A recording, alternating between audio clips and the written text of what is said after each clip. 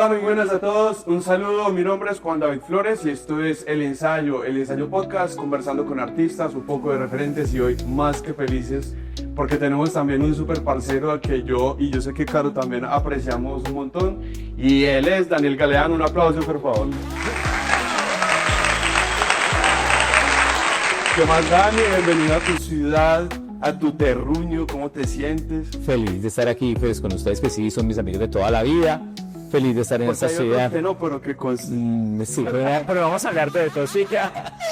Buenos días, Dani, ¿cómo estás? Quiero decir a todo el mundo que con Dani empezó todo. Con Dani empezó todo. Con Dani empezó el mundo del teatro para mí. ¿Era virgen? Y era virgen. Sí, total. ¿Cómo será esa metáfora de perder la virginidad en el teatro? Yo les puedo contar una. Claro. Mire, imagínense que nosotros estábamos haciendo una obra que era Bernarda Alba, película de García Lorca, y había una zona donde ellas todas tenían que estar, hicimos unas sillas que súper altas, que eran como unos penes, y ellas tenían que hacer que estaban como excitadas y tenían que brincar encima de esa silla. Y en un principio yo le estoy que marcar, yo le decía, es como si usted no pudiera respirar, como si usted tiene asma. Y ellos decían, es que, pero esa obra vivió un montón de años y cuando en mitad de la era empezaban, yo veía cuál la que iba perdiendo la virginidad. Porque tú veías como una destreza diferente. Sí. Hablando de teatro físico. Sí. Oíste, Dani, también quiero saludar a Carolina Taborda. Démosle un aplauso que ¿cómo estás hoy? Súper bien, eso está muy bien. Estás muy guapa y muy hermosa hoy. Gracias. Me encantan esas aretas todas coloridas. Ay, a la hora. Bueno, ahora sí, como para iniciar, sí. Dani, nos encanta mucho empezar el ensayo podcast con el calentamiento. Okay. Obviamente, como siempre, se comienzan todos los ensayos con calentamiento de los artistas que nos ven acá. Si es en música, tienen los suyos, si es en danza, tienen los suyos. ¿Cómo son tus training? ¿Cómo metes? ¿O cómo vas en tus grupos para entrar en la escena? Bueno, generalmente, yo, por ejemplo, estoy muy tirado a la dirección.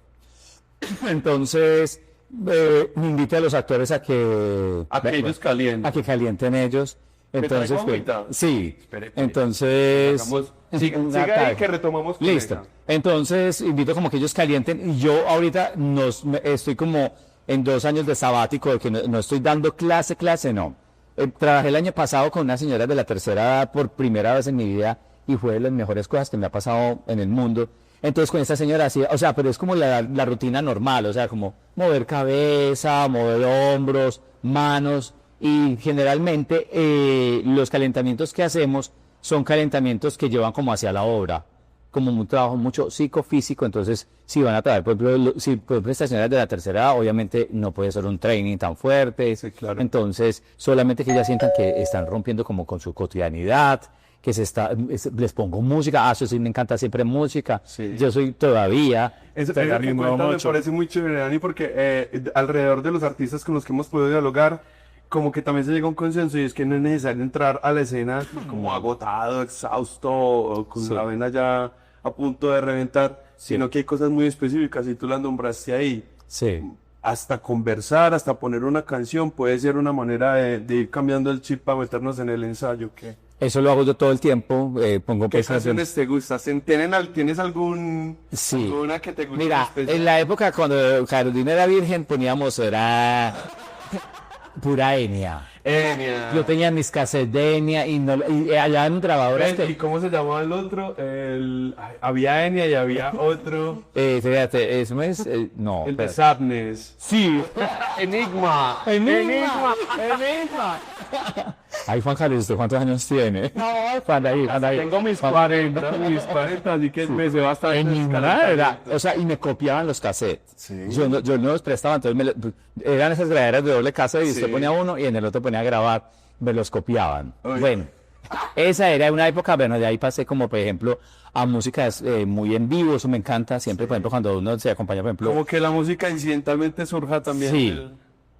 En el momento, o sea, como muy performático de la muy performático, pero eso también es muy interesante porque le da acción al artista. Yo siempre he admirado muchísimo a actores como los del Mata que que tocan instrumentos, Sí. o cualquier actor que pueda músicos. utilizar esa gran destreza, Sí. eso le da una magia Pero especial. Daniel tiene eso, Daniel canta, Daniel pinta, Daniel no solo hace teatro, ha estado- Contanos de qué se compone toda esa gama de talento. ¿Sí? A ver, no, yo no pinto. Corte. Mi papá sí. Ok. Mi papá era un pintor y se murió hace un mes y él hacía restauraciones de ¿Murió hace un santos. mes tu papá? Sí, exactico. Sí. Entonces él sí restauraba cuadros y cosas y hacía cosas con las manos, era muy hábil. Yo no, mi arte está, yo creo que en el arte viva, ¿cierto? Entonces de pronto como con el teatro, hay veces hasta hasta el movimiento, no bailarín. No, o sea, sí hago todavía. Pero yo te digo que tú tienes la altura y el prototipo también. No, de pero el buena. bailar. ¿Bailaste también? Sí, yo bailo mucho. Después estudié, no, es que es una palabra. Venga, pero muy como grande. para que empecemos en orden A esta ver, va. radiografía.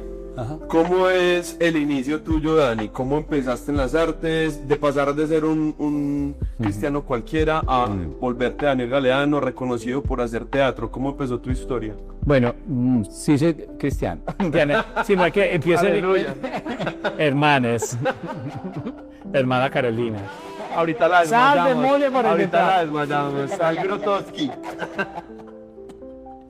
Sí, sal.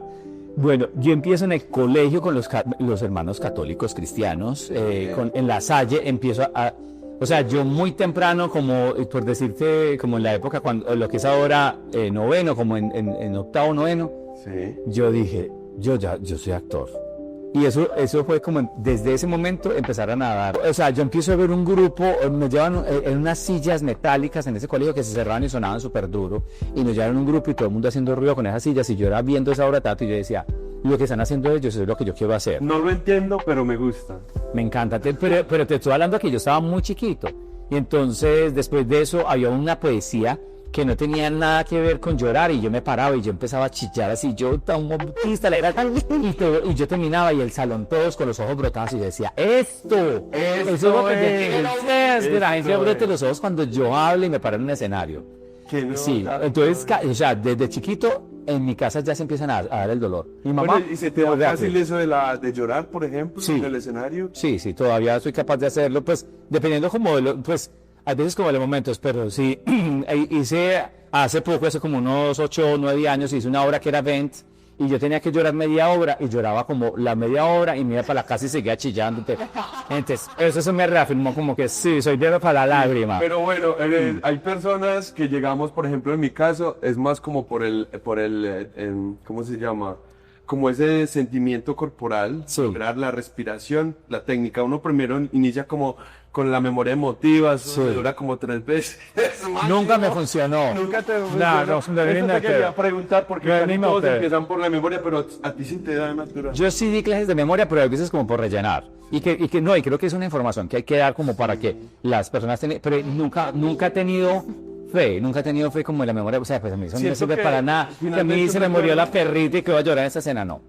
No, pues si la perra se murió en escena, yo lloro más fácil si el director me carga o yo me cargo con eso, pero eso no me sirvió. Pero espérate, yo te termino de contar. Entonces, La Salle, empiezo en La Salle, allá grupo de teatro, me meto en el grupo de teatro y, yo ya le empecé a dedicar mucho tiempo a estar en el grupo de teatro más que a las materias. Y todos los profesores me vaticinaban una cosa, usted de teatro no va a vivir, usted de teatro, cosa que es verdad. Te echaron la maldición. No viví del teatro.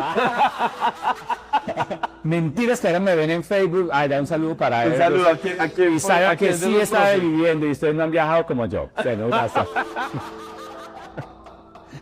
Tengo que decir esto, no espere que no se note el tono de rabia que tengo. Esto repartido por muchos, ¿cierto? Y entonces, o sea, casi que soy de la primera promoción de la Universidad de Antioquia porque empecé a estudiar teatro. Mi mamá se dio el dolor muy fácil y me ayudó. O sea, al dolor no, ella nunca tuvo dolor con eso. Ya siempre que yo, por Eso ejemplo. te quería preguntar, porque Sí. hay muchos que les es difícil, te resisten. No, pollo. conmigo fue, o sea, mi papá sí era como raro, como que pues, este es actor, teatro, todas las cosas.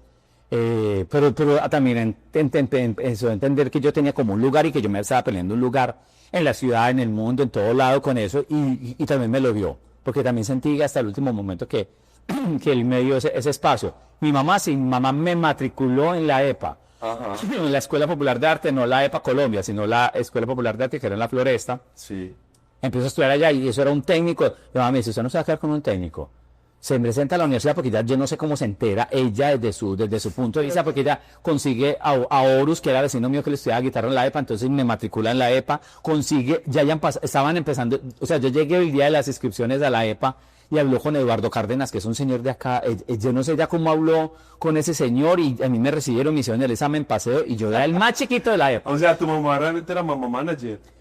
Muy linda. Es mamá manager, sí. Es divina. Ella es la mamá manager. Laura, sí, Sí, ay, esa palabra me encantó. Ella es la mamá manager. Entonces, bueno, me presento allá a la Universidad de Antioquia y de ahí para adelante empezó a trabajar con Cronopio y ya hace 31 años con Barraca, donde estaba, pues, o sea, hace 31 años que esa parte de la historia es Carolina, que ella no pudo entrar en los estatutos porque era menor de edad. O sea, teníamos que colocar en la Cámara de Comercio personas, o sea, era Nicolás, otra gente, los que tenían cédula eran los que poníamos. De preguntar primero por lo de la EPA, porque yo creo que fue un proceso muy lindo, ese de la EPA de Daniel. Entonces. Sí. Bueno, la EPA era un sitio, era una escuela chiquitica, ya esta generación se perdió de esa oportunidad, porque para mí era como el Actor Studio de Colombia. Lamentablemente se cierra. Pues, teatral a la entrada. La cierra creo que Luis Pérez, creo que la cierra. Pero sí, es que era una cosa pequeñita. Entonces, por ejemplo, a mí me costaban que hacer ejercicios de relajación. Pues yo escuchaba al lado, por ejemplo, el mapale, vende la vela, porque eran los salones de danza. O sea, era todo. Y el auditorio se lo peleaban todo el mundo porque eran músicos, bailarines y teatreros. Era un sitio super underground y el teatro que se daba ya tenía su propia línea, que era una cosa muy experimental. Ajá. Entonces yo desnudé ya tirado en FAP, en los ejercicios, metíamos dentro de un closet, nos colgábamos, hacíamos cosas, o sea, todo ese teatro, por ejemplo, experimentar y esas cosas, o sea, la ETA era como un laboratorio. Leyendo los nuevos tendentes, ya eso todo lo habían hecho. Desde los griegos ya no repetí. Estoy muy bien azul y ya estaba ya en el FAB, así en una cosa llena de fideos en pelota. Es que además nos empelotaban en todo, nosotros nos empelotábamos, sí. Entonces era eso. Y la EPA era como un espacio súper maravilloso, con unos grandes maestros, o sea, pues con decirte, por ejemplo, que ya conozco a José Manuel Freire. Claro, muchos graduados de allá se vuelven los maestros. Sí, y de hecho, unos que no se hayan graduado de la Universidad de Antioquia fueron los que fueron los primeros profes de la EPA, Bertanelli, Miguel Ángel Cañas, o sea, personas así eran las que estaban ahí. Pero que gente que estaba en el movimiento teatral y empezó con la docencia ahí. Sí, pero no te creas, o sea, esos profesores eran profesores que todavía no se habían titulado, sí, porque es que no había salido siquiera la primera generación de titulados en Colombia. Eso estamos hablando de... Eso es en el año 1987 que yo entro en la... 86, yo entro a la EPA 86. Wow. Pero estaba Fernando Zapata, el mono. Grisales. Grisales. Sí. Que también lo vamos a tener muy pronto. Ay, qué lindo. Mi maestro, que lo amo y ya somos compañeros que jurados y todo. Jorge Iván Grisales, Isabel Cristina Gutiérrez, una mujer loquísima, puta, una cosa de locos. Yo tuve unos maestros espectaculares. ¿Quién más? Henry Díaz también fue maestro mío allá. Es que me da pena pues como omitir alguno porque con esta memoria de marihuanero que tengo pues, queda muy tenaz, pero... Aquí te haces mala fama sin mentira, solo por crear polémica. Si Amparo fuma, porque yo no. Sí. Entonces sí, o sea, grandes maestros que yo conocí allá y personas que después van a influenciar mucho un movimiento teatral, mucha gente, conozco a Tania Granda, Tania por ejemplo era compañerita mía, éramos niños los dos del colegio todavía. O sea, hay mucha gente, Ángela Chaverra, que después ya se vuelve maestra, pero cuando yo la conozco ya está allá, por ejemplo, en eso, y así un montón de gente, toda la gente de Alquimia, fueron que salieron de la EPA, ¿no? Un montón de personas. Y cuéntanos cómo fue el paso a la de Antioquia, ¿qué diferencia había? Bueno, no, es que como yo empiezo a estudiar en el colegio, cuando yo termino el colegio, en el semestre, yo no me presento en el primer semestre, sino en el segundo semestre del año. Entonces, pues, pero no sé por qué hubo un bache como de 6 meses. Y creo que se me pasaron esas descripciones. Bueno, entonces yo me presento en el segundo semestre del 86. No, yo me gradué en el 87, en el segundo semestre del 88. Del 88 me presento, bueno, y paso. Ahí conozco también pues a Fernando Velázquez. Bueno, ¿y cómo es el paso? Pues porque, pues como yo te digo, o sea, mi mamá me dice, usted no se puede quedar con un técnico. Es que es muy sabia porque todo el mundo piensa que un técnico es un título funcionario. Sí. Así deberían pensar todos los padres porque mira, el impulso tan impresionante que te da en tu inicio, sí, que finalmente se vuelve una base, como un pilar. Total, dirá, y solamente el solo hecho que ella me ahorra mi tiempo en que yo empiece a discutir como, ¿será que yo sí quiero hacer esto? Porque no soy... psicólogo, porque no soy Claro. maestro. Bueno, o sea, pero maestro, o sea, porque uno realmente está llamado a ser maestro en cualquier profesión, del derecho, no sé, en la peluquería, en lo que sea. Pero yo no tengo nunca ese conflicto personal, como yo no voy a vivir de esto. Yo sabía que yo iba a vivir de esto, ¿cierto? Entonces, La como que convicción completa. no me gasté ese tiempo en eso. Y eso reafirma en mí, cuando yo se reafirma más mi cerebro y se pone más duro. Sí. Cuando te salen Ahorita las nos dan hielas los del tips para control. reafirmar el cerebro. En que yo no tengo que pensar en esas cosas y que yo como que, o sea, voy como a la fija, a pesar de muchas circunstancias, porque además esta ciudad todavía le preguntan a uno, ¿usted hace teatro y qué más hace? ¿Cierto? Eso, para mí, eso fue siempre ha sido una pregunta molesta. Eso. Entonces, entonces me dice, tienes que presentarse a la Universidad de Antioquia, que me presento, hacemos un preparatorio, que pues que duraba 6 meses, yo no sé, pues como le cuenta cómo se está haciendo ahorita, y 8 semestres de carrera presento, y empiezo a tener como yo decía, o sea, como a odiar y querer la universidad, porque yo sentía que ya estaba haciendo 2 carreras, y yo decía, pero pucha, Por fuera y por dentro. sí, y ya los últimos semestres se me hacen así como muy hartos, bueno, y además empiezo a hacer mis prácticas, tengo que hacer las prácticas como en el 6º semestre, y empiezo a hacerlas en el CAS de Castilla. Sí. Allí es donde conoces a Carolina, No. a Carlos, no, todavía No, a Carolina la conozco antes, Ok. porque yo voy al colegio que, bueno, Al Santa Rosa. no sé cómo llegó, bueno, no sé cómo llegó de Santa Rosa de Lima, que te cuento que allá quedan, o sea, por ejemplo, Flor Gómez es una amiga mía del Santa Rosa de Lima, estamos hablando ya más de 30 años, es una amiga pues con la que no estoy ahí, que me veo con todo el tiempo, pero es mi amiga o sea, ella fue alumna mía ahí, entonces montamos allá obra y de sombra, los buitres, un montón de obras que, o sea, y de sombra era una cosa que yo no sé, yo la escribía con las patas, marica, porque eso se escribía así, no era ni siquiera de la época del computador, Sí. estamos hablando de cosas así muy tenaces. Hay un señor que era don Fabio que le ¿Cómo ha gustaba. cambiado todo tan poco Pero tiempo? tampoco es. Pues, realmente, si nosotros hablamos de una línea de la historia, ha sido en un Sí. abrir y cerrar de ojos. Y que a nosotros nos tocó todos esos volúmenes. Ese volumen, eso de conectarse con el mueble al computador. Ya les voy a cantar una cosa que me dijo Daniel cuando yo era chiquita. Es que te fue muy mal, Carolina. Muy mal. La próxima vez te voy a poner a actuar Diosito. Esa fue la amenaza. Diera O sea, la de todo menos Diosito. sí, mi defensa que yo no me acuerdo de esas cosas. Pero bueno, de pronto era hacer el osito.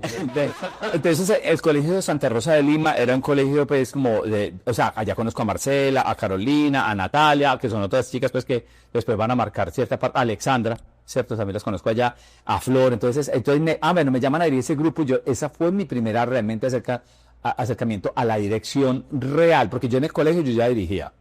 Yo desde el colegio ya estaba dirigiendo obras, dirigí Galileo Galilei, que duraba como 3 horas, casi que esos hijos de madre no se aprenden esos libretos, bueno, yo dirigía todos los centros literarios de mis compañeros, entonces yo estaba, por ejemplo, en 11A, pero me contrataban de 11B, de 11C, y me daban permiso para ir a dirigir. Pero con vos la historia es muy particular, porque realmente tu vocación la encontraste muy, muy temprano, muy temprano. Sí, por eso es que estoy tan cansado. He de decir también a mi favor, o sea, que yo, por ejemplo, siempre me he sentido eso en el lugar del actor. Yo siempre, o sea, si tú me dices a mí que me decía, de hecho en Facebook siempre ponía actor, hace poquito, muy poco puse dramaturgo, hace poco, pero ya lo puse porque es un acto que he hecho ya repetitivamente, que ya me es imposible negar, pero no es como que yo diga, o sea, hola, ¿qué tal? No te gusta sacar pecho, pero ahí está. Sí, o sea, como que está, pero también como que obedece como una necesidad de montar obras o de hablar de ciertas temáticas y de ciertas cosas que no existen. Y porque es distinto el nombramiento, digo, cuando se asume esa cosa de soy dramaturgo, ¿por qué te cuesta? Porque nunca me siento, o sea, por ejemplo, y de sombra lo escribí yo, pero o sea, eso era una obra, pues que era una cosa como, o sea, el experimento, pero sin saber cómo, a dónde, yo no siquiera tenía una estructura dramática real, clara en mi cabeza. Sí. Ahora tampoco, pero en ese momento menos. ¿Cierto? Pero como que es como que el talento que uno tiene. Yo siempre he pensado que, por ejemplo, cuando me subo en escena y actuar, o sea, es que me siento como que es el momento de plenitud. O sea, si uno, yo le recomiendo, por ejemplo, a esa generación y todo el mundo, si usted quiere dirigir y se sueña mucho dirigiendo, póngase a actuar primero. Sí, póngase claro. a actuar. Aprendas un libreto. Además, es como saltarse un paso porque yo creo que para uno llegar a la dirección sí tiene que pasar por la actuación comprender el actor en su acto creativo y poder dar indicaciones, ¿cierto? Sí. Sería muy raro llegar de una como a dirigir, aunque no quito pues que hay personas que se les dé así. Yo también me consigo más actor que director, pero me ha tocado dirigir. Sí. Entonces yo como que me empiezo a volver... Pero es cierto que sí, es un ejercicio. A la par como director y actor me empezó a volver, ¿cierto? Porque como en el colegio era como que bueno, se va el director de teatro y me deja ni el grupo de teatro, el del colegio. Sí, era ese grupo, entonces ahí ya como razón y ya como que ya me nombraba, yo decía sí, como que yo sí, y sí empecé a sentir como que yo sí tengo como ese talento también, y otra cosa, pero bueno, actor y dramaturgo, como te digo, o sea, entonces como por accidente, como por escribir obras que yo quería ver en escena y historias que yo quería ver en escena, pero que no estaban, como que ¿quién cuenta la historia de dos hombres? ¿Cierto? Y contándola pues desde la perspectiva de no caer, por ejemplo, en el cliché, ni de repetir, por ejemplo, estereotipos, porque es que eso, al fin y al cabo, eso es lo que ha sido la historia del teatro, por ejemplo, con estas temáticas que yo estoy tocando ahora y lo que voy en este momento, es como, ¿quién cuenta la historia de dos chicas? Pero en la cotidianidad, no que, o sea, como que de alguna manera eso tenía que ser tan majestuoso para que pueda ser llevado a un escenario. Entonces, es eso como que por la necesidad, yo ya me salí del closet dramatúrgicamente, yo soy dramaturgo. Me salí yo soy dramaturgo. Sí. Hay una cosa que me gusta mucho del trabajo tuyo, siempre que uno lo ve o que comparte o que le dirigís o que te ve actuando, y es que siempre propones una pregunta, como una crítica, más que la pregunta, ¿cuál es la pregunta que te deja la obra? Es una crítica a la sociedad y una crítica a uno mismo, que como actriz, a mí particularmente hizo que me abriera un espacio diferente, no solo en el teatro, sino en la vida. Como proponer la mirada de los textos, como proponer la mirada de los clásicos. Contanos un poquito de eso, de dónde nace eso, por qué lo haces de esa manera. ¿Dónde está tu método o cómo lo haces? Sí, mira, es que pasa una cosa, como les decía, por ejemplo, la EPA viene a ser muy experimental y después me voy para la Universidad de Antioquia, donde en el momento pues ya sé que no es así, pero la formación era muy clásica. Entonces teníamos a Natalia Picouch en la clase, que yo la tenía que hacer un descanso, pero ella es historiadora, y teníamos que leer los clásicos, o sea, sí o sí. Ella decía, sí, usted esto va a hacer lo que le dé la gana, pero conozca los clásicos. Pues, o sea, entonces empezamos a leer como 6 libros cada semana, y era leerle libros, no como ahora que usted los coge en el teléfono y lee el PDF. Sí, los audiolé. No, ya terminaba la clase y todos salíamos corriendo para la biblioteca para ver quién cogía primero el libro, porque si no, a mí también me tocó. Había castigo. O sea, había castigo. Si usted no leía un libro del autor que ya le ponía, entonces usted tiene que aprenderse un monólogo. Era un castigo, o sea, y usted iba y pasaba la materia raspando si usted pero qué bonita esa rigurosidad, ¿no? Ella era rusa, ucraniana, entonces ella era así, o sea, la clase empezaba a las 8 y era a las 8, no a las 7:58 ni a las 8:02. Una mujer súper feminista de la época. Además que eso, en el momento, la gente pensaba que el feminismo era que el hombre le abriera la puerta a la mujer, que cuando fue al restaurante le corriera la silla. Eso era la versión del feminismo, y ella llegaba aquí como, eso no es. Entonces esa mujer nos ponía a leer mucho acerca del tema del teatro clásico, y respondiendo de pronto a la pregunta que me haces, Caro. Entonces yo empiezo a leer y digo, pero es que pues a mí el teatro clásico no me gusta. Realmente no me gusta, o sea, como para leerlo y como materia de estudio me parece maravilloso, pero como que yo lo voy a hacer. Entonces siempre que yo lo hacía como...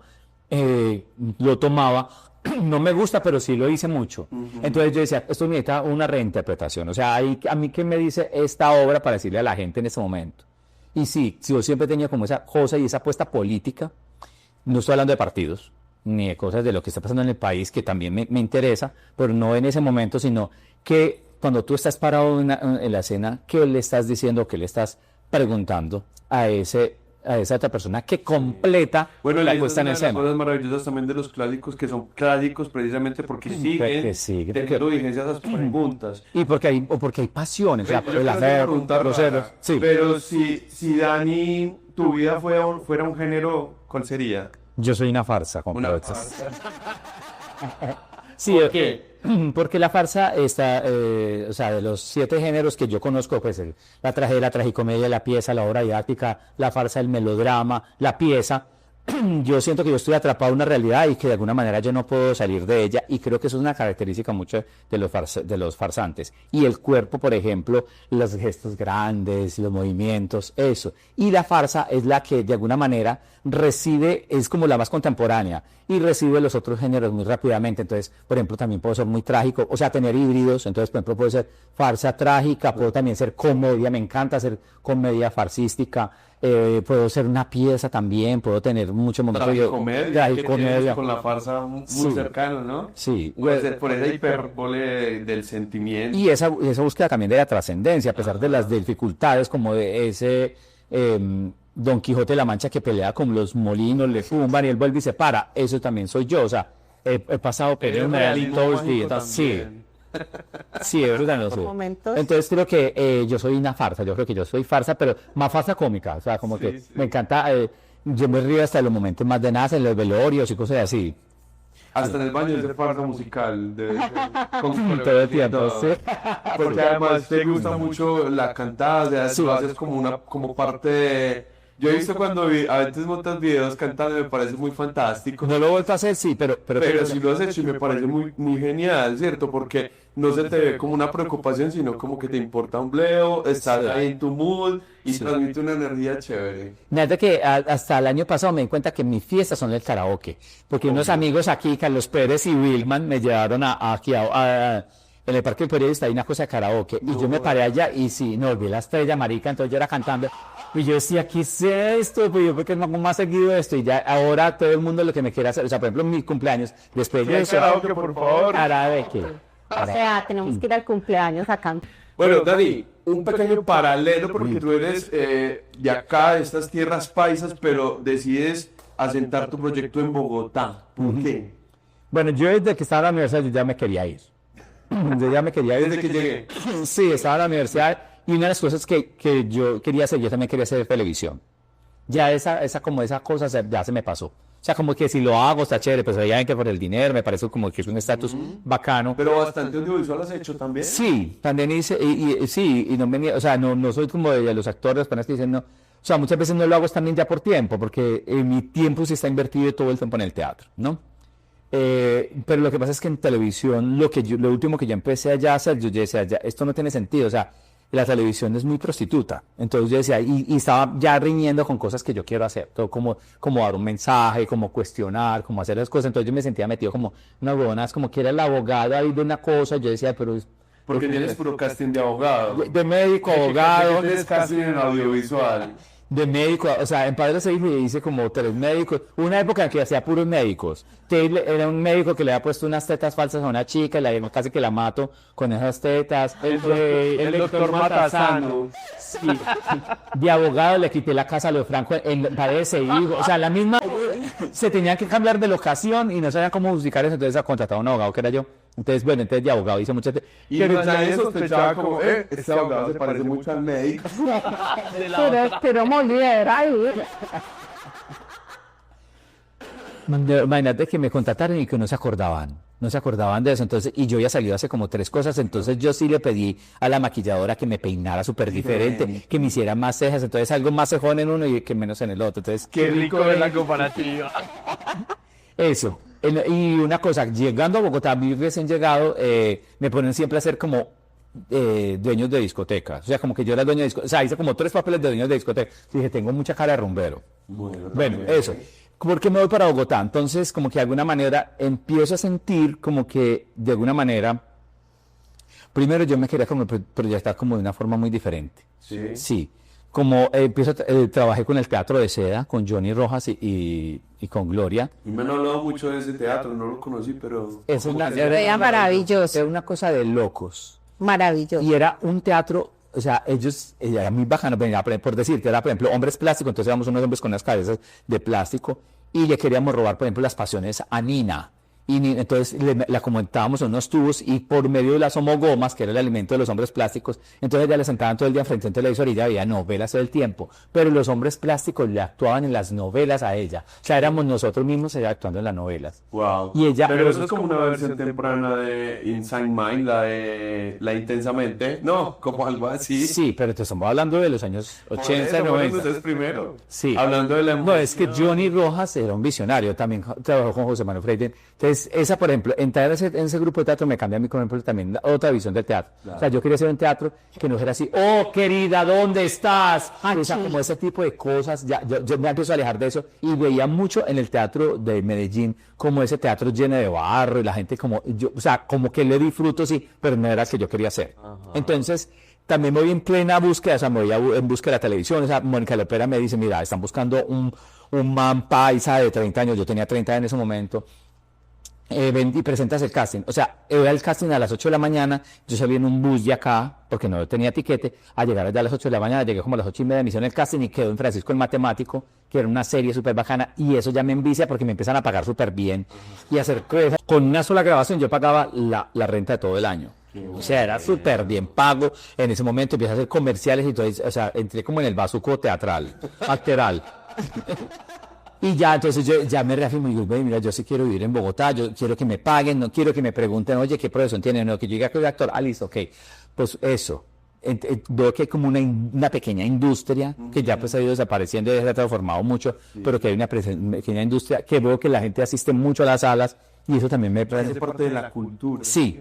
Entonces, como que me enamoro también de esa ciudad, porque sé que hay mucha gente que odia Bogotá. Ay, a mí me encanta. Sí. Yo soy súper fan. Sí, no, es muy bacana. O sea, y por ejemplo, y ese que la gente es mala clase, a mí nunca me ha... Pues conmigo han sido formales, no sé. De esos temas no vamos a hablar en este podcast. Son todo políticamente correcto. No, sí hay gente mala clase. Como en todo. Sí, hay gente mala clase, el servicio al cliente es muy diferente. Sí, es una ciudad más fría, sí, el rolo está más perdido, pero otra cosa es una nevera, porque ella abre la puerta y nos da de comer a todos. Claro. ¿Cierto? Yo he comido mucho derrotado. Sí, ya llevo 24 años allá, voy para los 25 ahorita en septiembre. Y después yo, o sea, y una cosa que puede hacer Juan y Caro es que yo puedo ya estar allá y acá. Eso es espectacular. Estar allá, o sea, porque yo quería hacerte una pregunta, ¿qué opinas? Bueno, te fuiste también como con una visión muy clara de lo que estaba sucediendo en el teatro acá. Sí. No estabas tan cómodo con esa creación. Bueno, te nutrió, tomaste tus cosas y te fuiste a seguir tu proceso. Sí. La pregunta aquí sería es, ¿cómo ves a Medellín? ¿Cómo la ves? ¿Ha cambiado? ¿Está igual? Ahorita tenemos también la oportunidad de que te tenemos en temporada y ahorita nos contás un poquito de eso. Ese capítulo sale el lunes, pero no importa. Entonces, ¿cómo ves a Medallo ahora en el teatro? ¿Cómo lo...? Bueno, y mira que me pasó algo hace como unos 10 años, yo nunca paré de venir. O sea, yo siempre he tenido el contacto entre Bogotá y Medellín. Creo que si hay alguien que pueda opinar acerca de este tema, creo que puedo ser yo desde un punto de vista, ¿no? Sí. Obviamente el sesgado. Pero empezó a venir y llegué, o sea, yo ya llevaba mucho tiempo viviendo en Bogotá y vengo acá y tenía muchas ganas de ver teatro, pero me encuentro casi que con los mismos montajes que había dejado yo antes. O sea, te estoy hablando de como 14 años después, yo decía, pero están presentando otra vez un Marinero, están presentando, o sea, como que era la misma cartelera. Eso me cuestiona a mí mucho, porque digo, o sea, bueno, una cosa es que me parece maravilloso que, o sea, por ejemplo, que todavía un Marinero tenga, por ejemplo, público. Además es una obra bellísima. Bellísima. Sí. Pero me cuestiona, o sea, y todavía, y hay gente que me dice, allá sentada de los, yo no la había visto, y, ay, yo la he visto 8 veces. Más la crítica de que fueran esas obras, porque también hay un reconocimiento de si era eso, es como la variedad. Sí, entonces siento que en esa cosa, o sea, ojo que estoy hablando de esto que me parece un punto a favor, la gente que ve 8 veces o Marinero, o sea, entonces que de alguna manera han fidelizado un público, eso me parece maravilloso, porque eso no solamente se ve, sino a través del tiempo, ¿no? O sea, uno dice, es que la gente sigue yendo a Matacandelas, o sea, caso concreto como eso. Pero me pareció que había mucha cartelera parecida, pero también empecé a ver que habían otras cosas y otras alternativas. Sí. Mira, yo casi que cuando me voy empieza a aparecer Acción Impro, por ejemplo, una de las cosas que para mí es otro lenguaje, totalmente. Y que de pronto puede ser una... Cata muy pronto. Muy pronto. Sí. Y que de pronto para mí puede ser una línea más cercana a lo que yo, por ejemplo, pueda llegar a hacer en determinado momento, porque también me gusta hacer impro y esas cosas. Hago una cosa que es un choque, es un solo de impro, que lo hago como por épocas y eso. Sí. Eso. Entonces debo eso y empiezo a ver un montón de fuerza. Bueno, y además me vuelvo jurado de Medellín, me contratan muchos años seguidos. Llevo varios años así, siendo jurado de Medellín, entonces empiezo a ver una oferta de una demanda en Medellín que ya para mí es otra línea. Empiezo a verla y empiezo a verla desde otro lado, pues, o sea, obviamente a través de un juzgamiento, pero que empiezo a ver y dice, pero, o sea, y unos gestores, por ejemplo, hay una gestora aquí, una nena que se me olvida el nombre, que es una tesa, o sea, todo lo que esa nena pasa, y ni siquiera soy yo solo el que la elige, y muchas veces he escuchado que los otros dos jurados dicen, es maravillosa, y yo también, después de que ha pasado eso. Entonces, por ejemplo, esa gestión teatral, que al fin y al cabo todo es gestión. Sí. Usted puede tener el mejor producto, pero si usted no lo gestiona. Claro. Sí, y yo creo que también ha habido un cambio. La gente ya está viendo más el teatro como una opción. Como una profesión, como una realidad. Sí. Y hasta como ni siquiera para meterse directamente en el teatro, pero para disfrutarlo como usuario. Como espectador. Aquí no era tan fácil. O sea, yo creo que si hay un reto grande para los grupos acá en Medellín, es llevar el teatro, el público a las salas. Sí, se ha dicho mucho acompañamiento con el público, los espectadores están yendo mucho a las salas, el teatro está de moda. El teatro está de moda, claro, porque decimos que el teatro está de moda. Porque estaba yendo a las salas y las salas están llenas. Cuando yo estaba de 30, 25 años, a mí me tocaba y esa caja negra. 24. Ay, gracias. De ese teatro. Me tocaba ir a conseguir gente que entrara a ver Fausto. O sea, ay, por favor, vengan.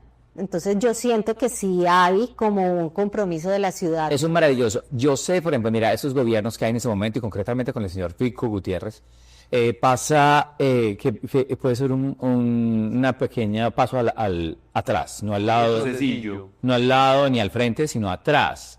Porque, por ejemplo, o sea, ahora que estoy presentándome en el Ateneo, o sea, ¿cómo es posible, por ejemplo, que el Ateneo 1 año y medio esté sobreviviendo? No, o sea, no podemos tener cosas, o sea, un teatro como el Ateneo, que es emblemático en la ciudad, son 31 años de trabajo, es desconocer y tratar de borrar una historia como esa. Eso, afortunadamente, Jackie es una mujer que se mueve un montón y mantiene esa sala también. Jackie es colectivo. Y ayer cumplió 50 años, aplausos. Que la cumpla feliz.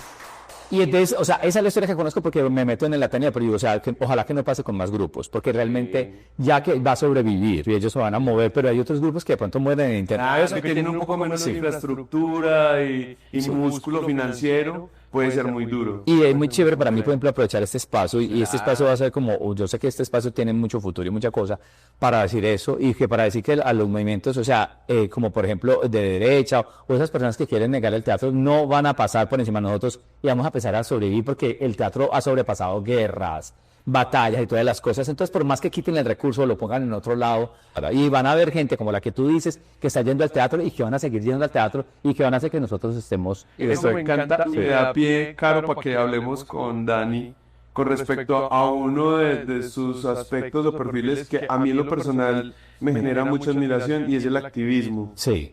Porque eres bastante activista, tú tienes una línea política muy clara y has luchado por eso, desde el teatro y desde Dani como un ciudadano normal. ¿Cómo es esa cuestión contigo? Yo en ese caso, si me tengo que poner un nombre, yo me pondría, o sea, como creo que algo que me identifique, yo pienso que yo soy activista, más que activista.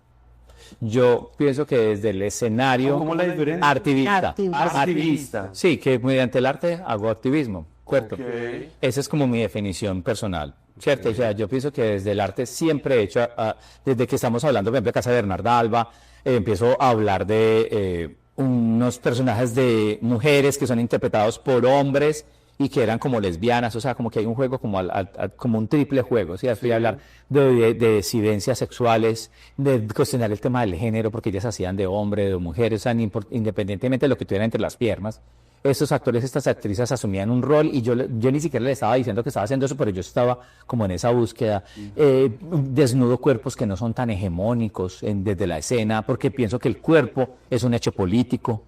¿cierto? Y es un tema de hablar también de libertad, y esto lo estoy haciendo desde Antígona Lights, Ismaria sale desnuda, que puede ser que no sea un cuerpo tan hegemónico, ¿cierto? Una mujer no tan alta, ¿cierto? Bajita, o sea, y ya desde ahí empiezo a hacer eso, y así también en muchos juegos teatrales y en muchas intenciones que yo hago. Entonces yo pienso que de alguna manera no quiero ser ostentoso, pero sí quiero dejar señalado que esa es mi búsqueda desde el activismo, sí. Y entonces con todo el tema de las disidencias, pues es que mire, por ejemplo aquí en Medellín se acaba de matar una chica trans y le hacen un asesinato de ensañamiento impresionante, que fuera lo que fuera, ella lo que fuera, le quiebran las pies, le quiebran las manos, la tiran a un río, ¿cierto? La graban. Y además, y yo me quedo pensando, me quedo pensando, digo, o sea, pero es que es una persona joven el que te puede quebrar los huesos, o sea, me hace perder la fe en lo que tengo en la generación, no en la mía, que perdón mis compañeros de colegio y los amigos míos, pero no en la generación mía, sino en la generación que viene atrás. Digo, o sea, no, esto no puede ser,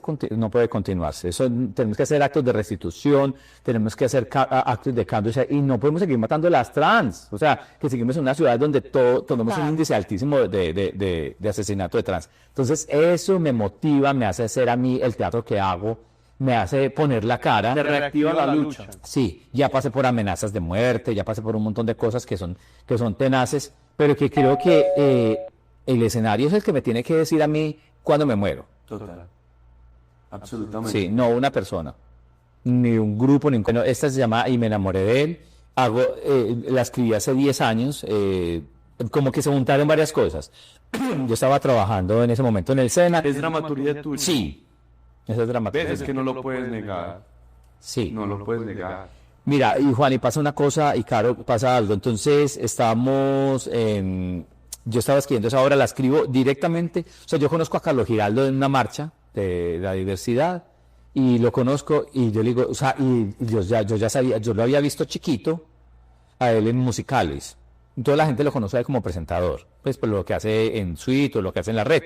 Entonces yo lo conozco como actor y bailarín, y yo sabía, pues, o sea, yo sabía la maravilloso bailarín y actor que es, porque además es maravilloso. Aparte de ser un gran ser humano, es un ser humano impresionante.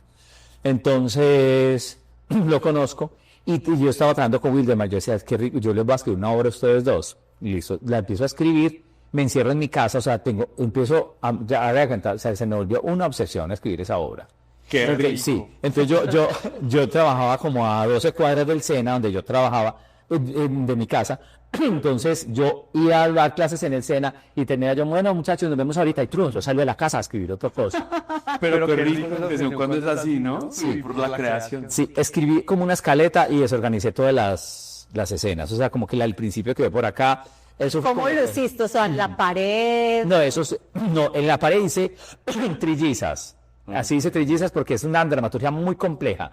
Para mí es como mi obra maestra en dramaturgia es Trillizas. Después esa. Pero me enamoré de él y hice en un computador, entonces como que invertí todo eso, y en ese ejercicio escribí como iba a ser el principio, desarrollo y fin de cada escena. Principio, desarrollo. O sea, obviamente como el principio como un planteamiento de un problema, siempre como el desarrollo como unos obstáculos que resuelven los personajes, y al final un final no predecible. O sea, esa era como la estructura de cada escena. Bueno, entonces empiezo a escribir eso y se me volvió una droga. Y hay un concurso en Ibero Escena, que ya no existe, creo. Sí. De dramaturgia, sí existe. ¿Todavía existe? Me tengo que presentar. Entonces, me presento en ese concurso. Empecé a escribir la obra para ellos dos, para Carlos Giraldo y Wildemar. Después lo hizo Julián Parieta, después lo hizo un pelado Anderson como 2 funciones, y después lo hace este chico que es como para nosotros la versión así más bacana, que es Sebastián Tamayo. Entonces empiezo a escribirla. La mando a Ibero Escena y quedó de segundo puesto como entre 300 personas. ¿Qué sé? Sí, dije, a ver, esto como que funciona. Bueno, pero se la paso a Carlos Giraldo, se la mando, yo le dije, mira esta obra, me dijo, mándame el correo, yo la leo.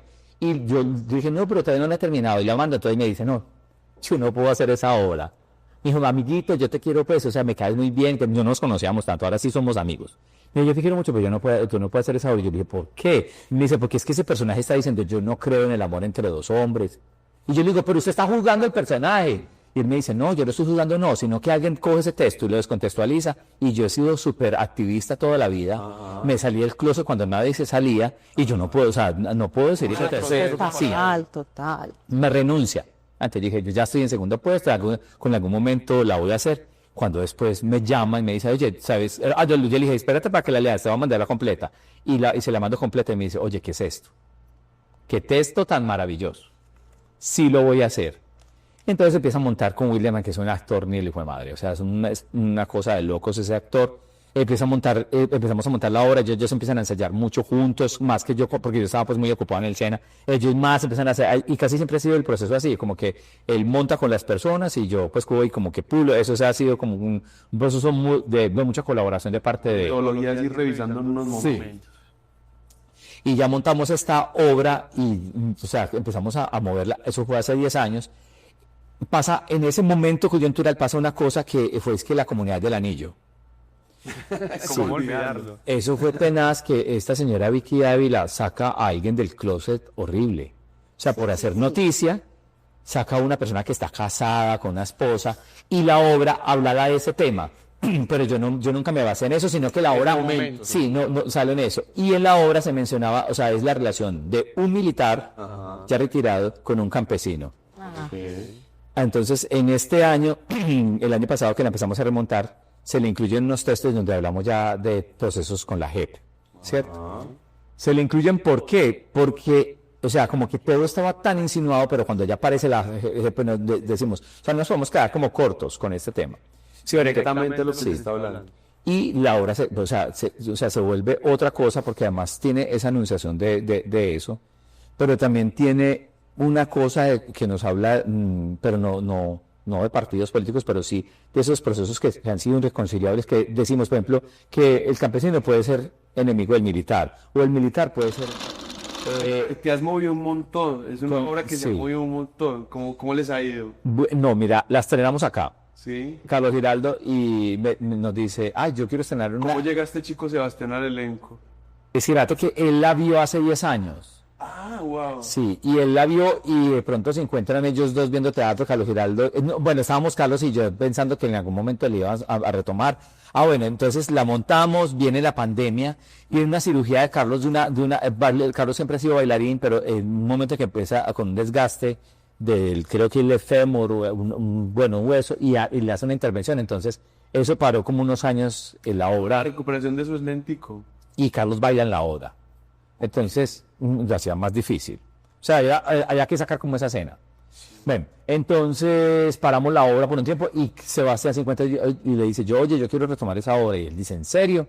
Y nos reunimos y obviamente yo te digo, o sea, es como que esa obra de alguna manera hubiera sido también... Cuando está así de la pasión de los mismos actores, sí. Qué delicia. Y como si hubiera sido escrita para Sebastián y él. O sea, esta es una de las mejores versiones que hemos tenido de esa obra. Me encanta. Entonces ya retomamos con ellos dos y nos dice, estrenemos en provincia. Entonces yo dije, pero como el Bagué, por allá en Tunja. Y yo le dije, yo tengo a alguien en Medellín, pues sí, es un teatro relativamente pequeño, eso es una mentira, porque el Ateneo es muy bueno, muy grande. Entonces ellos pensaban, sí, estrenémosla con unas 30 personas, que había como cierto pánico ese año. Y yo dije, sí, listo, con 30 personas, yo les llené la sala. ¿Y el Ateneo es la por delante es? 350, 400. Wow. Siempre se le subió el promedio. Además que ya que no tenía fechas así próximas, y yo le dije, lunes o martes, y me dijo, sí lo tengo. Y llenamos la sala, un lunes, un martes, todo el mundo, un lunes, un martes de Medellín lleno. Pero qué fantástico que no es que sea el fin de semana, o sea, que hay lunes, martes... De teatro, sí. Qué rico. Sí, pensando mucho también que de pronto muchos amigos teatreros podrían ir a verla, porque generalmente coincidimos que todos estamos en función los viernes o los sábados. Ellos no fueron, pero no importa. ¿Cierto? Entonces arrancamos acá en marzo, la primera semana de marzo, y eso fue una cosa de loco. Eso fueron 2 funciones. Tuvimos que poner 70 sillas la última función. Pero es que tú tienes aquí muy buena acogida, tienes muy buen público que sigue Barraca. Y sí, Juan, pero no creo que sea yo solo. O sea, creo que es una cosa, creo que Barraca, creo que soy yo. Ahora hemos venido con Un beso de Dick, que también eso es súper taquillero. Entonces creo que también esa gente como que nos sigue en nuestras redes también, eso por ese lado. Pero Sebastián Tamayo tiene 1 millón de seguidores en Instagram. Carlos Giraldo tiene 35.000. Y Carlos Giraldo tiene un engagement impresionante. Claro. O sea, arrastra mucha gente, más que Sebastián y que yo y que todo el mundo. Claro, porque ya la gente lo reconoce por eso, ¿cierto? Sí. Porque tiene esa comunicación directa. Nosotros tenemos ahorita una temporada en Casaé, ahorita que lleguemos a Bogotá, que sí, también, ¿Qué fechas para que pongamos ahí? eso creo que es como 22 y 26, o sea, de junio. 22 y 26. Y en julio, 2 semanas también de julio, tenemos 4 funciones, vamos a hacer otra función. O sea, nosotros tenemos sala en Bogotá, pero vamos a ir a Casa E porque pensamos que es otro target, otra persona, otra forma de proyectar la verdad diferente. Punto en la ciudad y cambia completamente. Todo. El público, claro, y además muy bueno también moverse de la sala, porque es muy cómoda la sala de uno, pero distinto es cuando se sale. Es muy chévere. Bueno, pero tú también estuviste hace poco de trasteo y estás de sala. ¿Cómo estás en este momento? ¿Cómo se encuentra tu sede? Bueno, mira, eso fue 2024, fue cuando nos trasteamos, ¿cierto? Que para mí fue un año que si yo quisiera borrar de mi vida, yo lo haría. Reseteado, sí, igual. No, mira, me quedo sin trabajo en el SENA, la sala es un segundo piso, de pronto como puede ser esto, y la otra sala se empieza a hundir el piso. Es como un caso de éxito, pero al revés. Entonces, mira, tenía una capacidad como para 30, 40 personas, y empiezan a llegar 50, 60, 100, y yo como la gente, no, yo la veo del baño, entonces empezamos a reducir el escenario. ¿Cómo acá? Empezamos a reducir el escenario porque ya teníamos que poner butacas aquí, entonces ya, pues, o sea, ya los camerinos no eran atrás, sino en un lado para poder acomodar toda esa gente, y el piso se empieza. Entonces yo, entre otras cosas, aparte de dirigir, actuar y... También arreglas casas. Barro, trapeo y sapeo. Y un día me voy viendo y yo veo una línea blanca de Sandaresca, así siempre las pintan de negro, y yo veo como una línea blanca de 7 centímetros. Y yo digo, esto se está hundiendo. Ay, no, eso es... Bueno, y al mes 21 centímetros. Esto ya, o sea, 21 centímetros en un piso es 1 kilómetro ya. Y yo ese día ya se empezó a ver esta piso pando. Y yo dije, paro acá y voy a hablar con el señor, hagamos un reforzamiento estructural a esto y le metemos a esto ya 200 personas. Me dice, no, yo no acepta hacer eso. Entonces yo digo, no, o sea, si yo quedo vivo después de que esto se caiga, el que me toca responder es a mí. Peligro. Además, porque estás hablando de público, ¿cierto? Es también un riesgo altísimo para el público.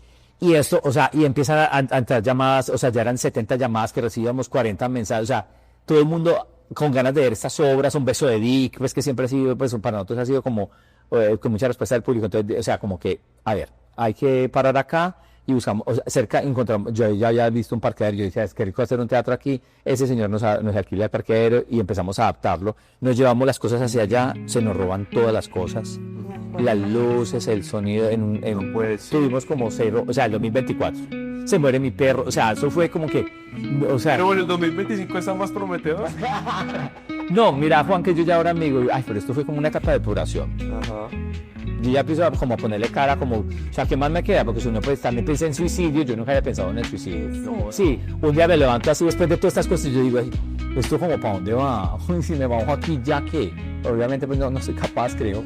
Pero yo decía, no, que fue tan... hacer la reflexión. Sí, fue tan horrible, tan horrible. Bueno, pero entonces, mira, por ejemplo, me voy del SENA y yo le decía, yo decía, yo dame un trabajo que yo trabaje 2 horas, que yo me pueda dedicar a barraca, pero que yo reciba plata. Y me manda un trabajo de 2 horas donde empiezo a trabajar con unas señoras de la tercera edad. Entonces digo, ve, y me dan el doble del sueldo del SENA.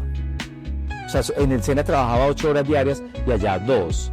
Y estas señoras se vuelven así mis mejores amigas. No, pues. Sí, ya casi que hacía juego de cartas con ellas, hacíamos karaoke, canta, sí, encuentro unas señoras, una por ejemplo que se llama Guillermina, que es una cosa, yo digo, o sea, pero esta señora, ¿dónde he estado toda mi vida? Se vuelve así mi parcera, entonces bueno, 2 horas trabajo en lo que quiero hacer y empiezo, o sea, pasé de esa sala de 30 personas, ahora tener una casi que de 200, que todavía me falta pues terminar de adecuar.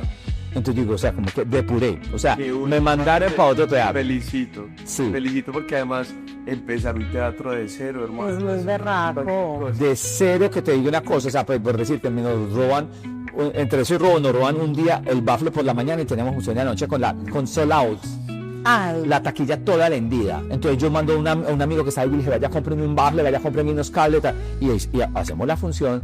Pero, o sea, porque nomás nos había entrado plata en la taquilla con la que podíamos comprar ese bafle que valía como 2 millones de pesos. O sea, con una taquilla, o sea, hagan la cuenta, o sea, es una boleta a 60,000 pesos, parejas a 50, cada uno, ¿cierto? Sí. Entonces, o sea, como que se hacía el millón, 2 millones, o sea, pero esto es me enamoré, eso te estoy contando ya esto, ahora los de arranque, entonces ya como que, ay, bueno, yo dije ya, tenía esos vestuarios muy viejos, ya los cambié, se regaron cosas de Castillo y metido todavía, tenía de Bernarda, yo tenía pedos así. Hicieron un favor ahí en la descripción. Y que después me empecé y dije, bueno, ¿yo para dónde iba con eso? Sí. Con todo ese trasteo, no.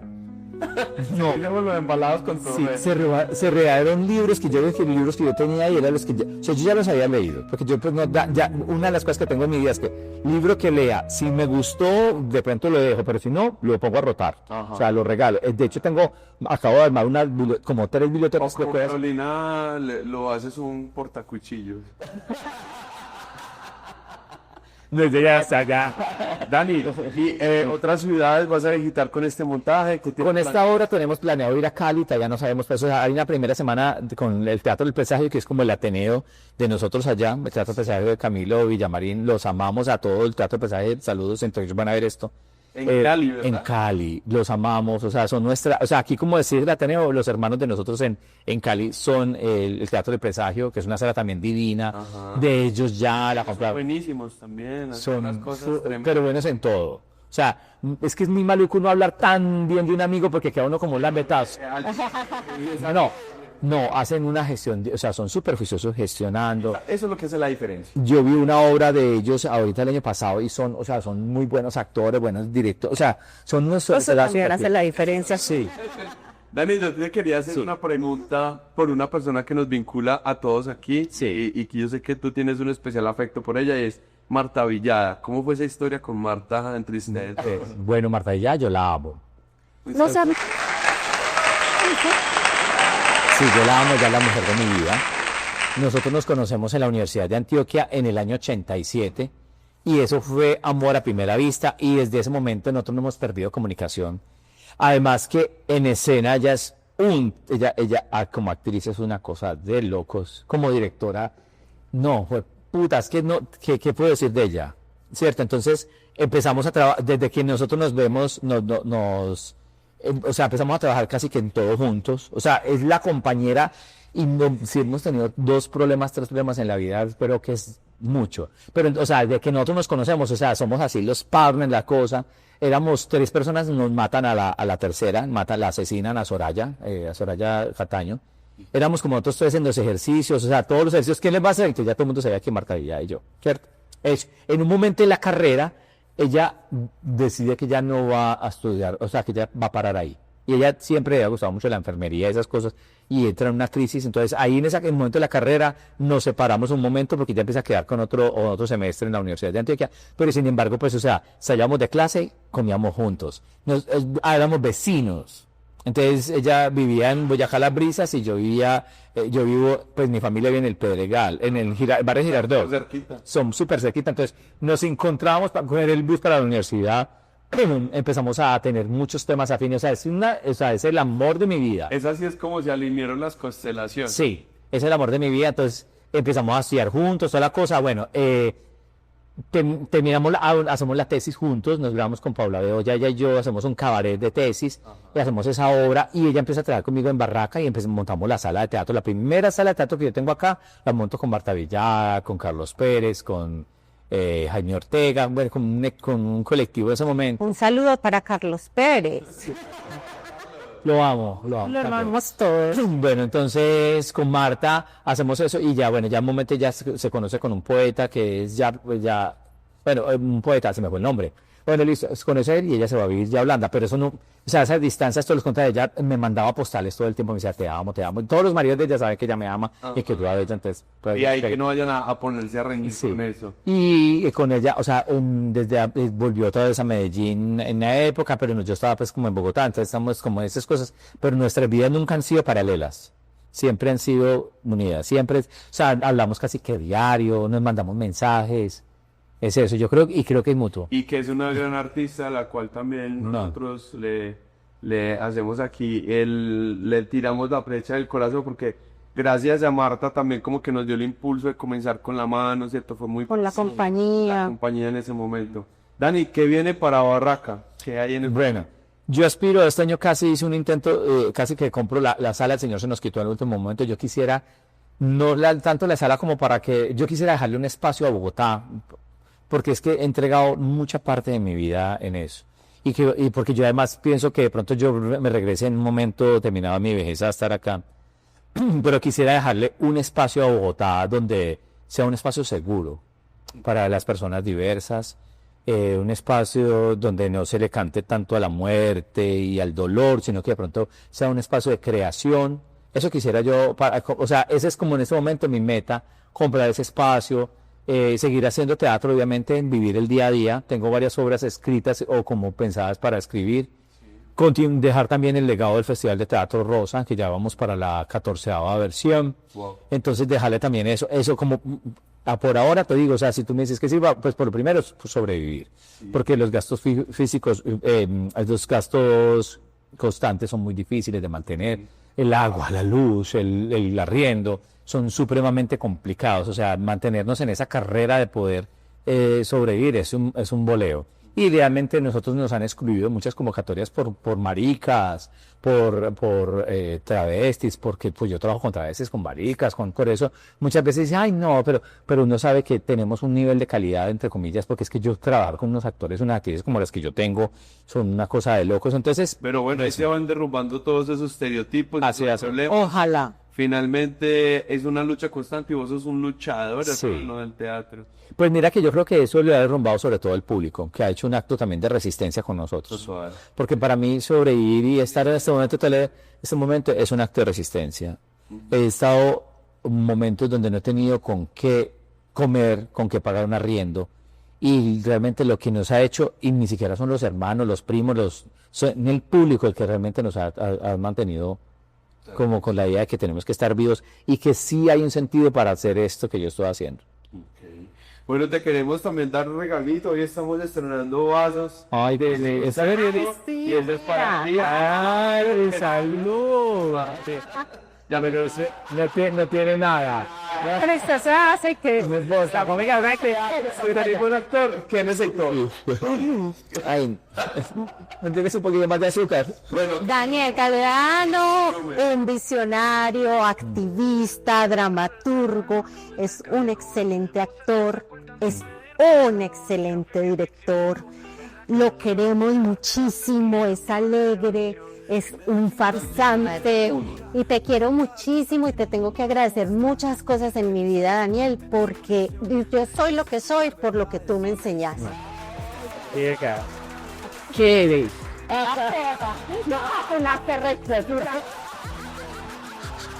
Silencio que es. Sí, Dani, pues que sea un espacio para que de pronto en el futuro nos podamos volver a encontrar acá en el ensayo. Siempre vas a encontrar las puertas abiertas para conversar. Además porque es espectacular hablar contigo, siempre lo he dicho, eres un hombre muy carismático, con una energía que contagia, y que estés haciendo todos esos esfuerzos y trabajos importantes a través del teatro es muy valioso, y ojalá que mucha gente pueda reconocértelo también. Juan, también agradecerles a ustedes, yo y a Caro. O sea, abrir este espacio, espero que no desistan porque está maravilloso. O sea, realmente necesitamos más espacios de estos, entrar en la virtualidad y en todos estos espacios y estos lugares que realmente tienen una posición muy clara, y es hablar de pronto con personas como yo que podemos pasar del anonimato al desprestigio, como les decía ahorita, ¿cierto?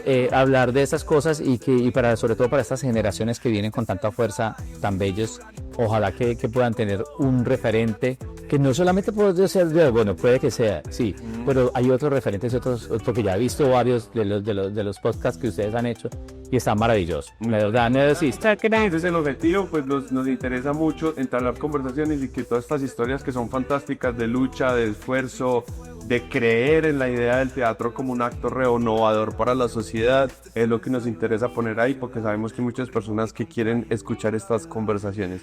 Entonces, pues nada más que un agradecimiento, me encanta. Aplauso al final, A ustedes, a Carolina Tapana, gracias. No olviden por favor compartir, no olviden comentar. Si les gustó este contenido, lo hacemos con todo el amor para que ustedes también desde allí pues nos sigan demostrando que les gusta y que vamos por el camino correcto hablando con los artistas. No siendo más, nos despedimos. Un abrazo del alma, del corazón. Cuídense mucho. Estará el ensayo podcast. Cuídense. ¡Qué belleza! ¡Qué rico!